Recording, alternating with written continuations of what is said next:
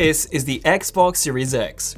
Microsoft has sent over this early, so thank you Microsoft, and I've been using this for a bit more than a week now, and the thing is, I'm actually a PlayStation user myself. I've never actually had an Xbox. So I do have a lot of thoughts to say about the Xbox Series X, so without any further ado, get those snacks ready, sit back, relax, and enjoy my 1 week experience with the Xbox Series X.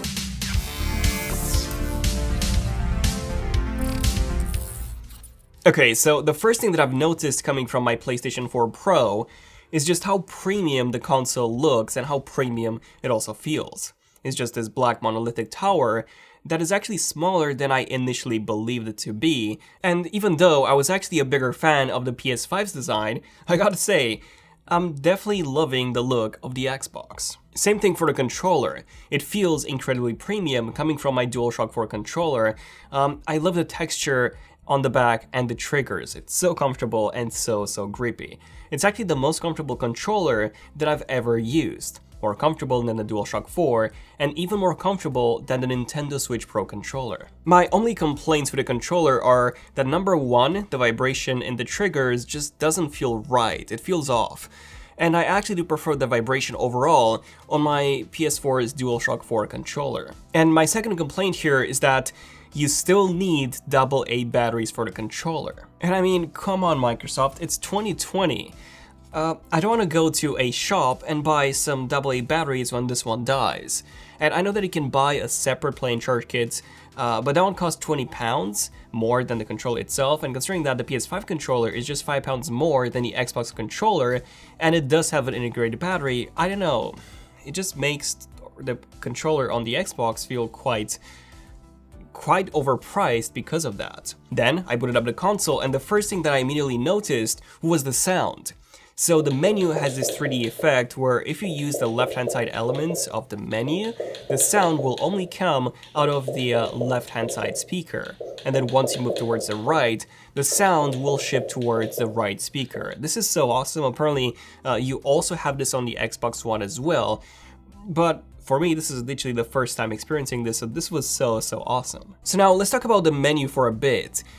I gotta say, I'm not a big fan of the Xbox menu system. It's very cluttered and there are a lot of elements that are just unnecessary, and even get ads on the home screen, which is like, what? Come on, ads on my home screen? Now, you can make a folder with some of your games, which is cool, you can do that on the PlayStation 2, but then you'll also have these recent games on the top, so there's no way of customizing the home screen to your exact liking. Like, you can remove stuff, but there's still some stuff that you won't be able to remove. Again, ads, which is quite annoying. However, after using it for a few more days, I did become more accustomed to it. And I do like the Xbox Quick menu, I think that's genius, which lets you easily access elements such as achievements without having to exit the game and go into a completely different menu like you have to do on the PlayStation. Now, the UI was pretty blurry on my 4K TV, and that is because the UI only runs at 1080p. Now, I'm hoping that this will be fixed in a future software update, because like switching from a game into the main menu just feels odd, and even my TV had to switch modes because it would switch from 4K to 1080p, so I don't know, it just wasn't a nice, fluid experience. But that's pretty much where all of my negatives end with the Xbox. From this point onwards, well, I was really impressed, and that's because I got to actually try some games. So Microsoft sent over a 1-year Game Pass code, and with that I managed to download a bunch of high quality games for free basically. And the first one that I've tried was Forza Horizon 4. So I've never really been into racing games myself, but this was honestly one that I've actually enjoyed a lot, as it was more arcadey rather than, you know, those simulation racing games like Gran Turismo, for example, is. Forza Horizon 4 now runs at native 4K 60 on the Series X compared to 4K 30 on the Xbox One X, or 1080p 30 on the Xbox One. And I was just blown away. Like the drawing distance, the shadows, the reflections on the car, everything was like so incredibly detailed. And I gotta say, like, I've never seen graphics this sharp in any console game ever. The game, like I said, it ran at a smooth 60 frames per second with 0 frame drops. And it honestly felt like I had a high-end gaming PC connected to my TV. The experience of playing that game on the Xbox was just incredible. Photo mode in that game was also stunning, as you have a lot of effects that you can choose from when it comes to nailing your shot.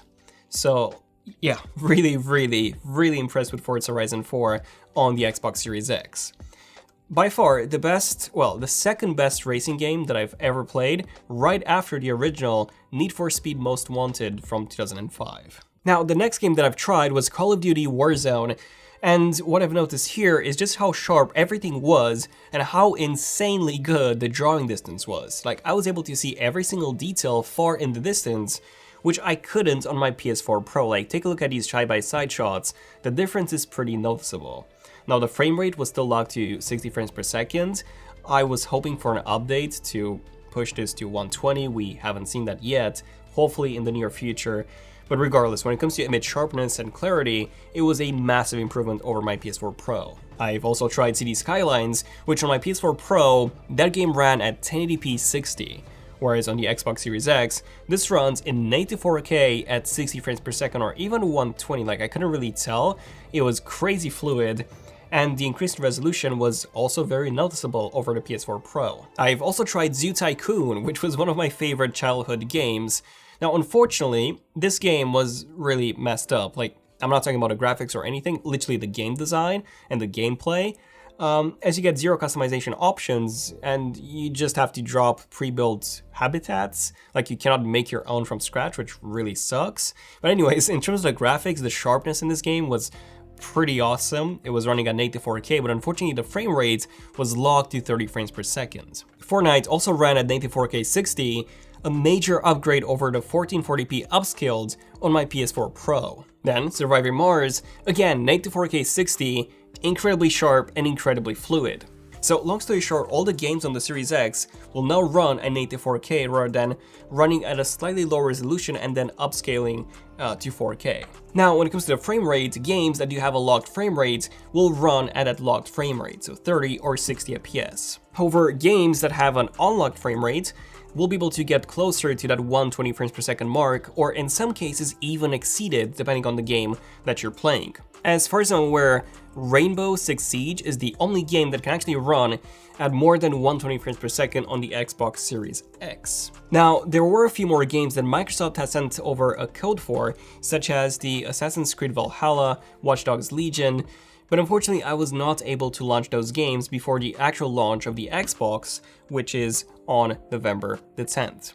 However, from the gameplay that I've seen, both of those games looked absolutely incredible, and I'm really looking forward to testing both of those out, so I'll be talking about that in the full review of the Xbox Series X. But for example, Assassin's Creed Valhalla runs at native 4K in 60 frames per second, and it just looks outstanding in the Anglo-Saxon era of England. It kind of gives you Witcher 3 vibes, just less mythological. And then we also have Watch Dogs Legion, which I would say looks even more stunning. And that's because we have ray tracing. So not only does this game run at native 4K at 60 frames per second, but yes, we also have support for ray tracing. Digital Foundry did an amazing video on this, which I highly recommend you to watch. And here you can see how much of a difference ray tracing really makes to all the materials in the game, including plexiglass, stone, steel, and much more. Everything looks so much more realistic with ray tracing enabled, and more games coming out in the near future will be supporting it too. Black Ops Cold War, for example, will actually run at 4K and up to 120 frames per second, and ray tracing will be supported too, although probably not at 4K 120. Witcher 3 is also said to be getting an update for the next-gen consoles, GTA 5 is also getting an update, and pretty much all major games will be getting a patch to support higher quality textures and effects on the Xbox Series X. And the good news is that, like I mentioned before, games that do not get an update will still be able to run at a higher resolution on the Series X, and also with higher frame rates too, if the frame rate is indeed unlocked in the game. Speaking of more games in the future, the launch lineup is indeed a bit lackluster on the Xbox side, as most available games are just current-gen games that run at a high resolution and at a higher frame rate.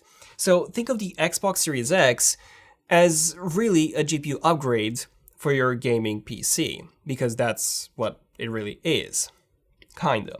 You can play the games that you could already play just in a higher quality. Now, aside from just games, there are a few more unique things about the Xbox that I've noticed. So first of all, the boot time on this is just nuts. It's like booting even faster than a phone. So you can just set it up so that the Xbox also turns on the TV. So here's a quick demo of how long it takes to boot up. Yeah, pretty nuts. The Xbox Series X also has something called Quick Resume, where you can quickly resume and switch between games that you've launched recently, and they will load in just a matter of seconds rather than, 1 minute or even more.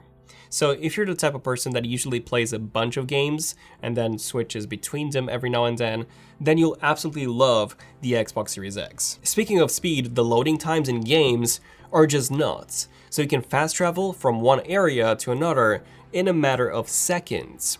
We also have Project xCloud, which allows you to stream Game Pass games directly onto your smartphone from the cloud, and then use an Xbox controller with your smartphone to play AAA games on your phone, which is really, really nuts. Like, I would say that this is amazing, guys. You have essentially an Xbox in your pocket with xCloud. Now, there is a bit of lag indeed, but nothing too major. Also, xCloud is free as long as you have Game Pass. Okay, so in the end, what are my final thoughts on the Xbox Series X? Well, coming from the PS4 Pro, so I've had a PS3, PS4, and PS4 Pro, I absolutely love it. Game Pass is by far my favorite part of it, and the fact that you can access so many high-quality games for a fixed monthly fee is incredible. Like, I'm the kind of person that buys a bunch of games, mostly to just try them out, but I never actually have the time to finish all of them. Like, I finish maybe 1 or 2 max games in a year, so that's not a lot. Yeah, and I basically only play story-based games. So being able to just try a ton of cool games for a fixed monthly fee is really, made for me. And when it comes to cross-platform games, the fact that I can play those games at a higher, much higher actually resolution and frame rate when compared to my PS4 Pro, best example would be City Skylines, well, again, this makes it significantly more immersive, the whole gaming experience on the Xbox. But is it more immersive than compared to the PS5? Well, hopefully a PlayStation 5 review on it will be here really, really soon, so definitely do expect a few videos on that too. Like, I'm really curious to testing out the controller on the PS5, because realistically, the Xbox, yes, it is more powerful than the PS5 is, but a controller on the PS5 is apparently more immersive than this one. So at the end of the day, which console is going to be more immersive? The graphics on this, which might not be significantly better than the PS5, or the controller on the PS5. So we'll have to wait and see. Definitely subscribe, hit the bell icon if you want to see more videos like this one. I hope you guys have enjoyed this. Do expect a more in-depth review of the Xbox a few months from now once I get to properly test this, the storage expansion, all of that. But yeah, until then, this was pretty much my 1 week review, so to say. So yeah, thank you for watching. Stay tuned for some more awesome content on the PS5 side too. This has been ZONEofTECH. I'm Daniel. Definitely become a member if you want to support the channel. And yeah, this has been pretty much it. So thank you for watching. ZONEofTECH signing out. Cheers.